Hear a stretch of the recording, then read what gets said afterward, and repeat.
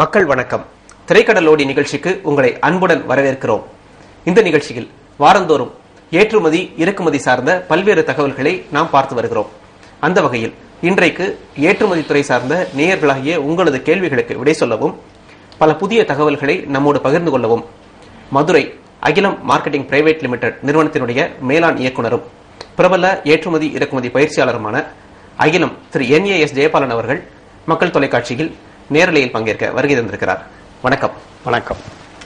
பொதுவாக நாம் கடந்த பல மாதங்களாக இந்த நிகழ்ச்சியை நடத்தி கொண்டிருக்கிறோம். இந்த நிகழ்ச்சியில் தொலைபேசியில் கேட்கக்கூடிய நேயர்களின் கேள்விகளை 4 அல்லது 5 வகைகளாக பொதுவாக நாம் பிரித்து பார்க்கலாம். இதில் குறிப்பாக தொடக்க நிலையில் இந்த துறையில் நுழைய ஆர்வம் கொண்டிருக்கக்கூடிய நேயர்களின் முதல் கேள்வி என்னவாக இருக்கும் என்றால், நான் ஏற்றுமதி துறையில் நுழைய விரும்புகிறேன், எங்கிருந்து எனது வாழ்க்கை பயணத்தை தொடங்குவது? அதாவது நான் முதலில் பொருளை கண்டறிய வேண்டுமா, அல்லது பொருளுக்கான சந்தை வாய்ப்பை கண்டறிய வேண்டுமா, அல்லது வாங்குபவரை கண்டறிய வேண்டுமா, பணத்தை புரட்ட வேண்டுமா? இது போன்ற பல கேள்விகள் அவர்களது எண்ணத்தில் ஓடிக்கொண்டே இருக்கின்றன. இன்னும் எளிமையாக சொல்ல போனால், ஒரு தொழில் முனைவர் அல்லது ஒரு ஏற்றுமதி துறையில் நுழைய விரும்புகிற புதிய தொழில் முனைவர் முதலில் என்ன செய்ய வேண்டும்? ஏற்றுமதி வியாபாரம்ங்கிறது ஒரு தற்செயலாகவோ இல்லை விளையாட்டாகவோ செய்யக்கூடிய ஒரு முயற்சி அல்ல. இது வந்து ஒரு தொலைநோக்கு கண்ணோட்டத்தோட யாருமே யோசனை பண்ணி சரியான அணுகுமுறை பின்பற்றி போனா மிகப்பெரிய வெற்றிகள் அடையிறதுக்கான வாய்ப்பு இருக்கு. வானமே எல்லைன்னு கூட சொல்லலாம். அப்ப அதுல ஈடுபடுறதுக்கு என்ன பண்ணணும், எங்க ஆரம்பிக்கணும் அப்படின்னு தெரிஞ்சுக்க விரும்புறாங்கன்னு கேக்குறீங்க. அதாவது இப்போ எந்த ஒரு துறையிலேயுமே ஒரு பெரிய வெற்றி அவங்களுடைய அனுபவங்கள் எல்லாம் பாத்தீங்கன்னா, முதல்ல எல்லா வகையிலையும் அவங்க தயாராயிருப்பாங்க. குறிப்பா மனநிலையில தயாராயிருப்பாங்க. இப்போ ஒரு ஸ்போர்ட்ஸ்ல பெரிய பெரிய வின்னர்ஸ் எல்லாம் நம்ம பாக்குறோம். அவங்க ரிஹர்சல், அவங்கள தயார் பண்ணது, எந்தெந்த வகையில பிராக்டிஸ் எடுத்திருக்காங்க அப்படின்னு பல விஷயங்கள் அவங்களுக்கு பின்னணியில இருக்கும். அதெல்லாம் நமக்கு தெரியாது. அவங்க வெற்றிகரமா வர்றது மட்டும்தான் நமக்கு தெரியும். அதே போல ஏற்றுமதியிலையும் நிறைய பேர் வெற்றிகரமா வந்திருக்காங்க. அவங்களுடைய பின்னணி என்னன்னு நீங்க பாத்தீங்கன்னா, நிறைய அவங்கள தயார் பண்ணியிருப்பாங்க. அப்போ முதல்ல திட்டம் போடணும். ஏற்றுமதி வியாபாரத்துல நாம நுழையணும் அப்படின்னு சொன்னா என்னென்ன செய்ய போறோம் அப்படிங்கறத முறையாக திட்டமிட்டு அதுக்கு என்னென்ன வேலைகள்லாம் இருக்கோ அதை சரியான முறையில் செஞ்சு தன்னை தயார்படுத்திக்கணும். முழுமையாக திட்டம் போட்டு முழுமையாக தன்னை தயார் செய்து கொள்ளாமல் பிசினஸ்ல இறங்கினா வெற்றிகரமா வர முடியாது. இந்த இடத்துல ரொம்ப பேர் தப்பு செய்யறாங்க. இப்ப எக்ஸ்போர்ட்ல வரணும்னு ஏதோ நுழைஞ்சதுமே உடனே போய் இம்போர்ட்டர்கள்லாம் கான்டாக்ட் பண்ணி ஆர்டர் வாங்கி வெற்றிகரமா பணம் சம்பாதிச்சிடலாம் அப்படின்னு நினைச்சா அது செய்ய முடியாது. நிறைய நடைமுறைகள்லாம் இருக்கு. அந்த நடைமுறைகள்ல முதல்ல இவர் அடிப்படையில செய்ய வேண்டிய வேலைகள்லாம் என்னென்ன அப்படிங்கிறது பலவிதமான வேலைகள் இருக்கு. ஒரு நிறுவனம் ஆரம்பிக்கிறதா இருந்தா அது என்ன நிறுவனம் ஆரம்பிக்கலாம், தனியார் ப்ரொப்ரைட்டர் கம்பெனி ஆரம்பிக்கலாமா, அல்லது பார்ட்னர்ஷிப் ஆரம்பிக்கலாமா, பிரைவேட் லிமிடெட் ஆரம்பிக்கலாமா, பப்ளிக் லிமிடெட் ஆரம்பிக்கலாமா, இப்படி பலவிதமான இதுல எதுல என்னென்ன பிளஸ் மைனஸ் எல்லாம் இருக்கு அதெல்லாம் அனலைஸ் பண்ணி பார்த்து இவருக்கு எது பொருத்தமானதா இருக்கும் அப்படிங்கிற அளவுல அதை முதல்ல தீர்மானிக்கணும். அதுக்கப்புறம் பேர் வைக்கிறது, நேரம் ஒதுக்கி செய்யறது, அதுக்கு தேவையான உழைப்பெல்லாம் அதுக்கு என்னென்ன செய்யணுங்கிறெல்லாம் கொஞ்சம் யோசனை பண்ணி செய்யணும். அது இப்ப இது அடிப்படையில் செய்ய வேண்டிய வேலைகள் சாதாரண எல்லா துறைக்கும் பொருந்தக்கூடியது. ரெண்டாவதாக சட்டப்பூர்வமா எக்ஸ்போர்ட்ல வர்றவங்க அவங்க என்னென்னலாம் செய்யணும் அப்படிங்கிறது பல வேலைகள் இருக்கு. இப்போ உதாரணத்துக்கு இன்கம் டாக்ஸ் டிபார்ட்மெண்ட்ல பெர்மனன்ட் அக்கௌண்ட் நம்பர்னு ஒன்று இருக்கு. அது ரொம்ப பேர்கிட்ட இருக்கும், சில பேர்கிட்ட இருக்காது. அது வாங்குறதுக்கு நடைமுறைகள் விதிமுறைகள் ரொம்ப சுலபமா தான் இருக்கு. இன்றைய சூழ்நிலையில எக்ஸ்போர்ட்ல நுழைஞ்சு லீகலா செய்ய வேண்டிய வேலைகளை செய்யறதுக்கு எந்த விதமான சிரமம் கிடையாது. ரொம்ப சாதாரண யாரும் வேணாலும் செய்யலாம். அப்ப அந்த அக்கௌண்ட் நம்பர் ஓபன் பண்றது, வாங்குறது, அப்புறம் என்ன பேருல ஆரம்பிக்க போறோம் கம்பெனி அப்படின்னு தீர்மானம் பண்ணிட்டு அதுக்கு ஏதாவது ஒரு பேங்க்ல போய் அக்கௌண்ட் ஓபன் பண்றது, தென் அதுக்கப்புறம் எக்ஸ்போர்ட்டுக்கு தேவையான லைசன்ஸ் அப்ளை பண்ணி வாங்குறது. அந்த லைசன்ஸ் வாங்குற விதிமுறையெல்லாம் நீங்க ஒரு 10-15 வருஷத்துக்கு முன்னால பாத்தீங்கன்னா ரொம்ப ரொம்ப கஷ்டமானதா தான் இருந்தது. ஆனா இன்றைய சூழ்நிலையில எக்ஸ்போர்ட்டுக்கு லைசன்ஸ் வாங்குறது ரொம்ப சாதாரணமா யாரு வேணாலும் வாங்கலாம். அதுக்கு எந்த சிரமமே கிடையாது.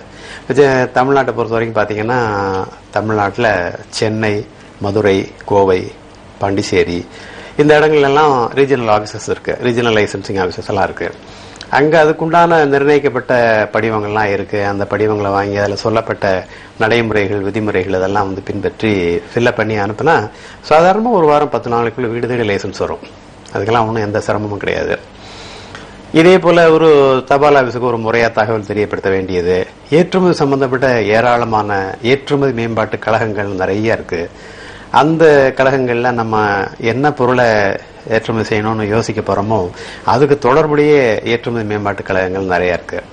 அதில் அவங்கள தொடர்பு கொண்டு வெப்சைட் மூலமாகவும் பார்க்கலாம், கடிதங்கள் மூலமாகவும் தொடர்பு கொள்ளலாம். அதில் அவங்களுக்கு அப்ளிகேஷன் ஃபார்ம் வேணும்னு எழுதி கேட்டு அதை ஃபில்லப் பண்ணி அதுக்கு என்னென்ன ஃபார்மாலிட்டிஸ் வச்சுருக்காங்களோ சின்ன சின்ன ஃபார்மாலிட்டிஸ்லாம் இருக்கும். அதில் சந்தாதாரராக சேர்றதுக்கு ஒரு குறிப்பிட்ட சந்தா தொகையை செலுத்தணும். ஒவ்வொரு நிறுவனத்திலும் ஒரு மாதிரியா இருக்கும். அதுக்குண்டான டிமாண்ட் டிராஃப்ட் எடுத்து அப்ளிகேஷன் அனுப்பி வச்சோம்னா மெம்பர்ஷிப் கொடுத்துருவாங்க. அப்புறம் முறையா போஸ்ட் ஆஃபீஸுக்கு ஒரு தகவல் தெரியப்படுத்தணும். இப்படின்னு சில சட்டபூர்வமான நடைமுறைகள்லாம் பல அதெல்லாம் இருக்கு. இதெல்லாம் கவனமாக, சரியாக, அவசரப்படாம, நிதானமாக நல்லா யோசிச்சு, ஏன்னா இதை நான் தொலைநோக்கு கண்ணோட்டத்தோடு செய்யறதுன்னு நான் சொன்னேன். ஏதோ வந்தோம் நுழைஞ்சோம் வந்துச்சு போனோம் அப்படிங்கிற மாதிரி இல்லை. இது இன்னைக்கு நம்ம ஆரம்பிக்க போறோம்னா எதிர்காலத்துல மிகப்பெரிய வளர்ச்சி அடைய போறோம். நம்மளோட மட்டும் இல்லாமல் நம்முடைய அடுத்தடுத்த தலைமுறையினரை சேர்ந்தவங்களும் செய்ய போற அப்படிங்கிற ஒரு கண்ணோட்டம் அதோட செய்யணும். அப்ப இது சட்டப்பூர்வமான தேவைகள் இது.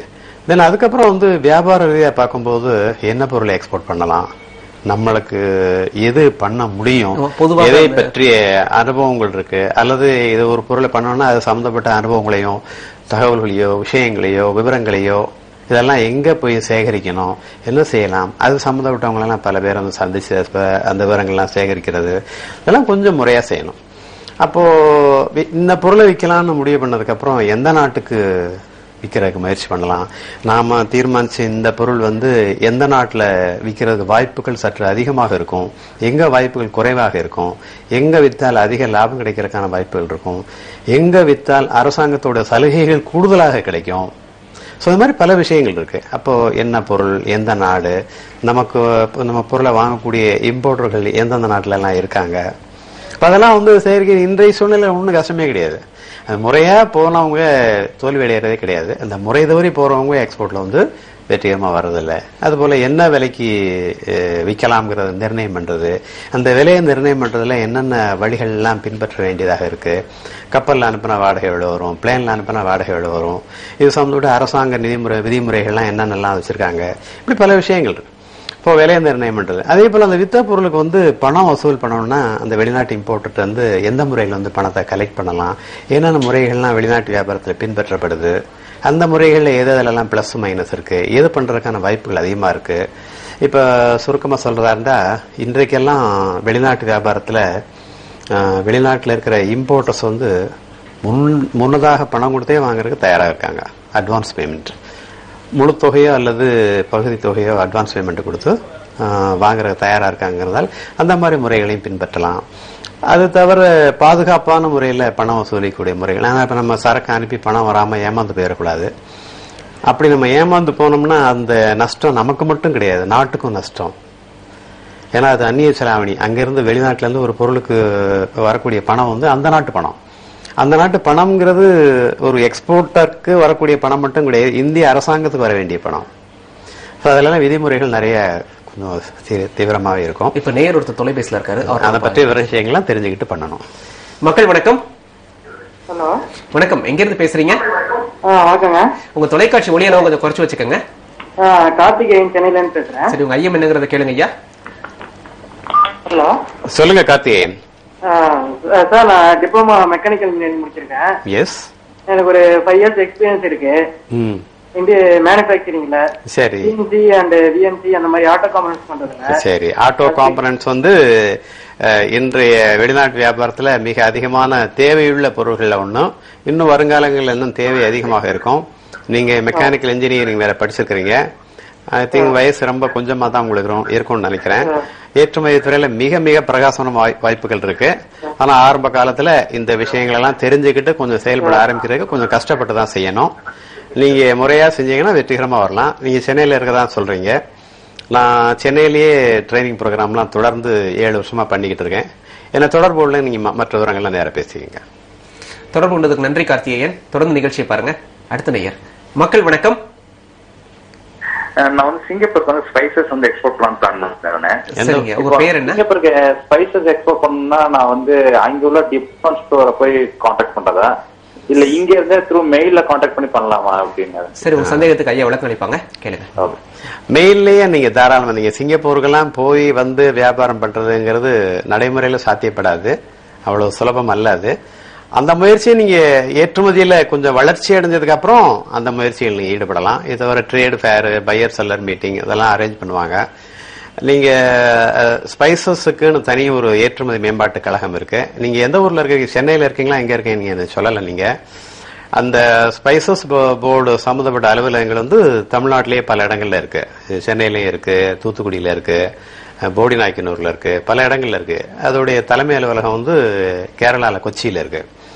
இந்த நிறுவனத்தை நீங்க தொடர்பு கொண்டு விவரங்கள் சேகரிக்கலாம். அந்த நிறுவனத்துல இப்ப நம்ம ஏற்றுமதி மேம்பாட்டு கழகத்துல மெம்பரா சேரணும்லாம் சொன்ன பாத்தீங்களா, இதுல ஒரு மெம்பரா சேர்ந்துகிட்டாருன்னா அது சம்பந்தப்பட்ட அறிவுரைகள், யோசனைகள், விவரங்கள் எல்லாம் அவங்ககிட்ட இருந்து கிடைக்கும்.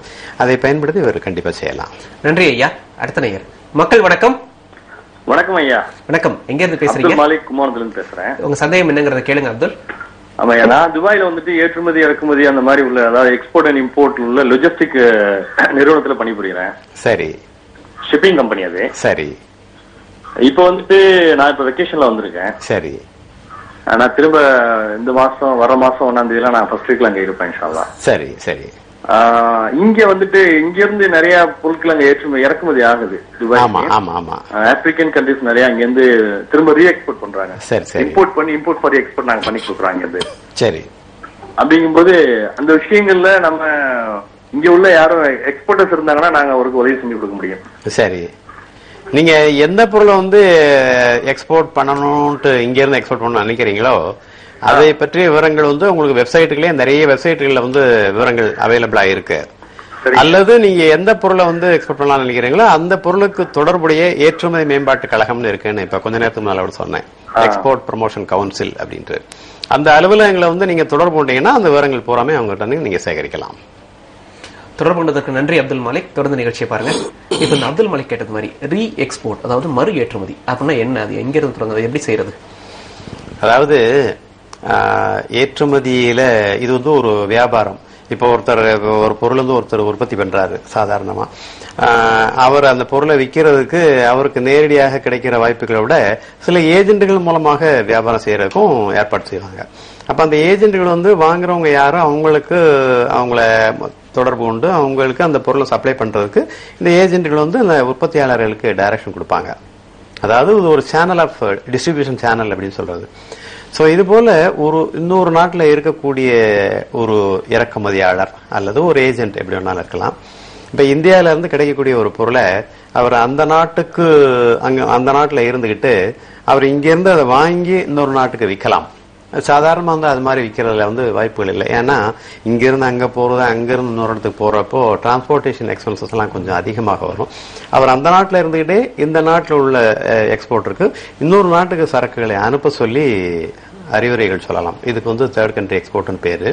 இப்போ ரீ எக்ஸ்போர்ட்டுங்கிறது எப்போ வரும் அப்படின்னு கேட்டா, ஒரு மூலப்பொருளையோ அல்லது செமி பினிஷ்டு ப்ராடக்டையோ அவர் இம்போர்ட் பண்ணி அதை பினிஷ் பண்ணியோ இல்லை மேனுஃபேக்சரிங் பண்ணியோ இன்னொரு இடத்து பண்ணும்போது அதுக்கு ரீ எக்ஸ்போர்ட்னு பேரு. அது இப்ப இன்னொரு நேர் தொலைபேசியில் இருக்காங்க, நம்ம பேசுவோம். மக்கள் வணக்கம். வணக்கம் சார். வணக்கம். எங்க இருந்து ஐயா பேசுறீங்க? திருவண்ணாமலை இருந்து பேசுறேன். உங்க பேர் என்னங்க ஐயா? ராஜேஷ் சார். உங்க சந்தேகம் என்னங்கறத கேளுங்க ராஜேஷ். சொல்லுங்க சார். சார் சொல்லுங்க ராஜேஷ். இது எல்லாம் நாங்க வந்து எக்ஸ்போர்ட் பண்ணதுக்காக எல்லா லைசன்ஸ் எல்லாம் அப்ளை பண்ணி ரெடியா இருக்குங்க சார். சரி. இப்போ வந்து ஷர்ட் வந்து இந்த காட்டன் ஷர்ட், ஜீன்ஸ் பேண்ட் இந்த மாதிரி நாங்களே ரெடி பண்ற மாதிரி இருக்கும் சார். சரி. ரெடி பண்ணி இது ஃபாரினுக்கு அனுப்புற மாதிரினா எல்லாம் அது வந்து பண்ற மாதிரினா அங்க அந்த பக்கம்லாம் வாய்ப்புகள் இருக்குமா சார்? கண்டிப்பாக. வந்து மலேசியா தான் சார் மெயினா நம்ம கேட்டிருக்காங்க. சரி. அது பேமெண்ட் எல்லாம் கரெக்டா வருமா போகுமான்ற ஒரு சந்தேகம் இருக்கு சார். சரி சரி சரி. அதாவது சொல்லுங்க. அதான் சார், அது மாதிரி ஏதாச்சும் ஒரு ப்ராப்ளம் ஏதாச்சும் வராத மாதிரி பண்ணனா எந்த துறையில போனாலும் ப்ராப்ளம் வராதுன்னு யாருமே உத்தரவாதம் கொடுக்க முடியாது. நேர்வழி போக முடியாது. ஒரு டிராபிக்ல ரோட்ல போகும்போது ஏத்தாப்புல நம்ம போகும்போது ஏத்தாப்புல குறுக்க யாரும் வரமாட்டாங்களான்னு சொல்ல முடியாது, வரத்தான் செய்வாங்க. அப்படி வரும்போது எப்படி நம்ம நெகோசியேட் பண்ணி போறோம், வியாபாரத்துல வந்து எந்தெந்த நெளிவு சுழிவுகள்லாம் பின்பற்றோம், எதை சரியான அணுகுமுறை பின்பற்றி போறோம் அப்படிங்கறத பொறுத்தான் நமக்கு வெற்றி தோல்வி வருமே தவிர இது பிரச்சனை வராம எதுவுமே செய்ய முடியும்னு சொல்ல முடியாது.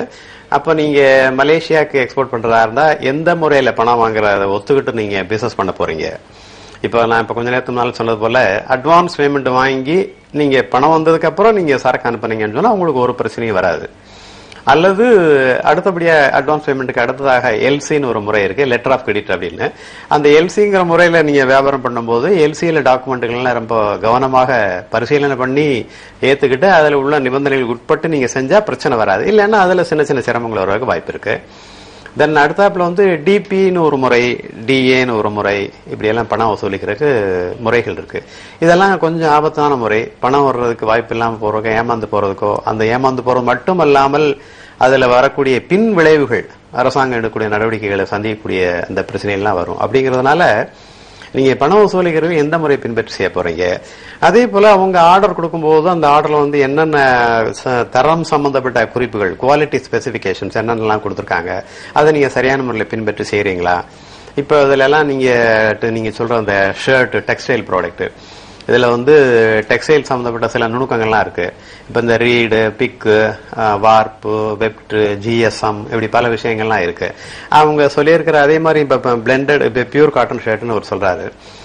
காட்டன்னா யான் கவுண்ட் என்னது, அதே போல சிந்தட்டிக்ஸ் பிளெண்டட் அப்படின்னா எத்தனை பர்சன்டேஜ் பிளெண்டிங், இந்த மாதிரி பல நுணுக்கங்கள்லாம் இருக்கு. அது சரியான முறையில் ஒரு பின்பற்றி செய்தால் பிரச்சனை வராது. கொஞ்சம் கவனம் எடுத்து செய்யணும்.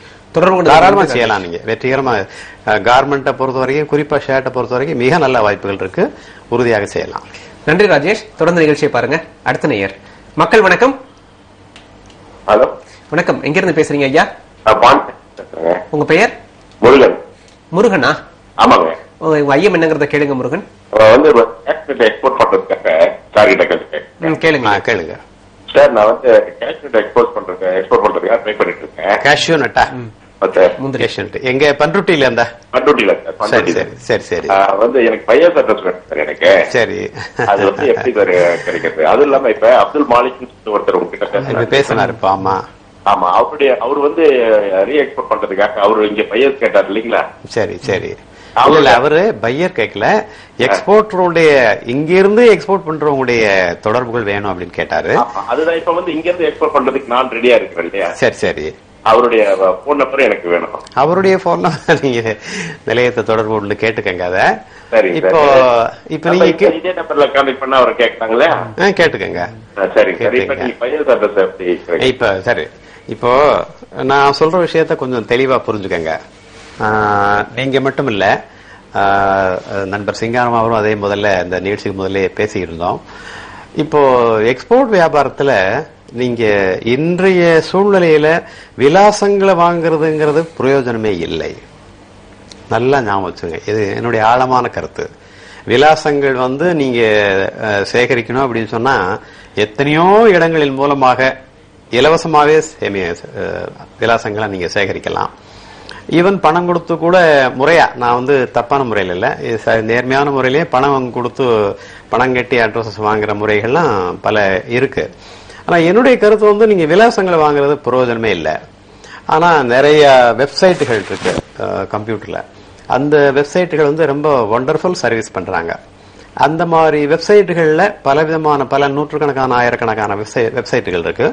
அந்த வெப்சைட்டுகள்ல நீங்க உள்ள போய் அதுல தகவல்கள் சரியாக நல்லா உங்களுக்கு திருப்திகரமா இருந்ததுன்னா அந்த குறிப்பிட்ட வெப்சைட்ல போய் நீங்க பெய்டு மெம்பராக சேர்ந்து அந்த பெய்டு மெம்பர்களுக்கு வந்து லைவா வரக்கூடிய ட்ரேட் என்கொயரிஸ், எந்தெந்த நாட்டில் எந்தெந்த இம்போர்ட்டர் என்னென்ன பொருள் எப்படி வேணும்னு கேட்கிறாருங்க விரிவாக அந்த இம்போர்ட்டர் சொல்லி கேட்கிறாரு.